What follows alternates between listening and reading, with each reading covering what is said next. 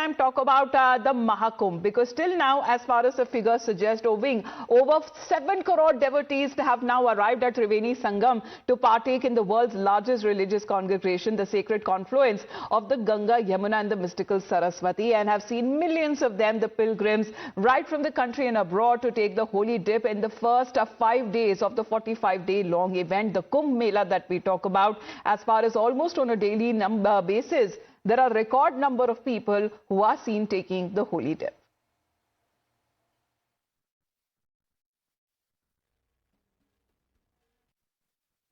रुद्र मतलब भगवान शिव, अक्ष मतलब भगवान शिव का नेत्र, और भगवान शिव के इसी नेत्र का प्रतीक है रुद्राक्ष। रुद्राक्ष को थाम कर भी आध्यात्मिक यात्रा पर निकला जा सकता है। पौराणिक कहानियों में माना जाता है कि जब भगवान शिव सालों साल तपस्या के बाद उन्होंने अपनी आंखें खोली तो उनकी आंसुओं से पेड़ उगाए और उन्हीं पेड़ों पर रुद्राक्ष एक वृक्ष के रूप में मिले, और तब से लेकर पौराणिक से लेकर अब तक के युग में रुद्राक्ष एक बड़ी ऊर्जा का प्रतीक हो गया है।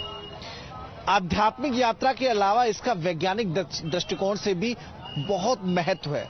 यहां महाकुंभ में 12 ज्योतिर्लिंग को रुद्राक्ष के जरिए बनाया गया है। लगभग 5 करोड़ से ज्यादा रुद्राक्ष की सहायता से इन ज्योतिर्लिंग को बनाया गया है। यहां पर आकर, महाकुंभ में आकर, जब आप मंदिर में पहुंचेंगे तो आपको अलग एहसास होगा। अद्भुत ऊर्जा इन रुद्राक्ष के जरिए आप महसूस कर सकते हैं, क्योंकि इसकी वैज्ञानिक मान्यता भी है।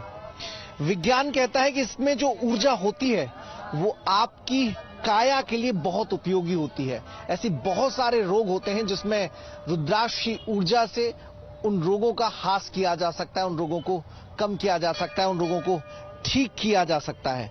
तो ये इससे जुड़ी तमाम जो मान्यताएं हैं वो न केवल देश बल्कि दुनिया भर के लोग उन मान्यताओं को तवज्जो देते हैं, क्योंकि वाकई इस रुद्राक्ष की माला धारण करने से बड़े बदलाव लोगों में महसूस किए गए हैं।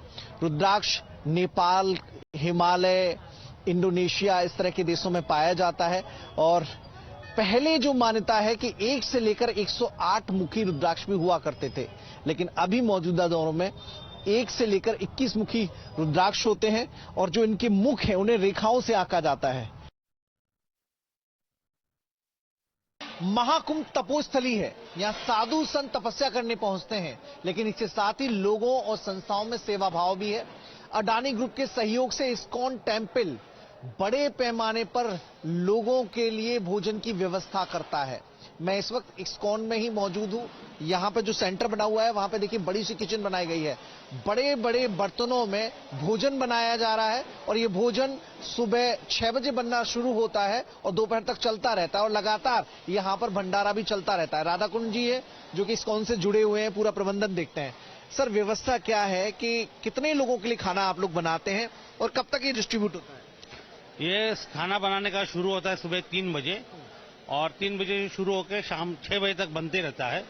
और हम यहाँ 30,000 से ज्यादा लोगों को प्रसाद श्रद्धालुओं को देते हैं। हर रोज 30,000 लोग यहाँ से भोजन कर रहे हैं? हाँ, रोज 30,000, और प्लस हमारे कुछ कंटेनर्स है जिसमें हम लेके 10 जगह पे, अलग अलग जगह पे भी डिस्ट्रीब्यूट करते हैं, ताकि केवल यहाँ डिस्ट्रीब्यूशन नहीं होता है और एक 10 जगह पे भी डिस्ट्रीब्यूशन होता है। महाकुंभ में 10 आपके पॉइंट हैं जहां से खाना वहां के श्रद्धालुओं को मिलता है, तो जरूरी नहीं अगर इसको उनका प्रसाद लेना हो तो यहाँ पे आना पड़े? नहीं, उन जगहों पर भी उन जगह पे भी उनको मिलेगा, ताकि ऐसा नहीं होता है कि एक ही जगह पे लोग आएंगे तो पूरा कुंभ मेला का जो फैला हुआ है कोई जगह पे प्रसाद नहीं मिले, ऐसा नहीं होना चाहिए। इसके लिए हम 10 जगह पे लेके जाते हैं उनको।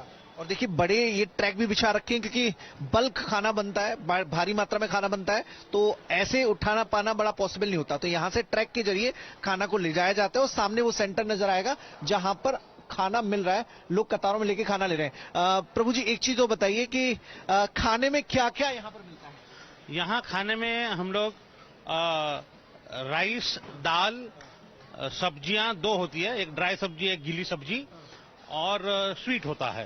तो कभी हलवा बनता है, कभी खीर बनती है, तो वो हिसाब से लोगों को दिया जाता है यहाँ। अभी देख भी लेते हैं कि देखिए ये खाना डिस्ट्रीब्यूट हो रहा है, हलवे के साथ छोले हैं और एक सब्जी है, पूड़ी है, चावल है, वो सारा वितरित किया जा रहा है। प्रसाद भाव से यहाँ पर लोग आते हैं, ग्रहण करते हैं। तो अपनी ओर से कोशिश हो रही है कि कुंभ में जो आए उसे कम से कम भोजन निःशुल्क उपलब्ध हो सके प्रसाद के रूप में, वैसी व्यवस्था अडानी के सहयोग ने यहाँ तक बनाई है। तो ये कब तक प्लान चलेगा प्रभु जी? ये हमारा यहाँ कैंप 13 फरवरी तक है हमारा यहाँ, तो 13 फरवरी तक पक्का चलेगा। Right, those are the pictures coming in from the Mahakumbh. We'll get you more news and updates back after a short break.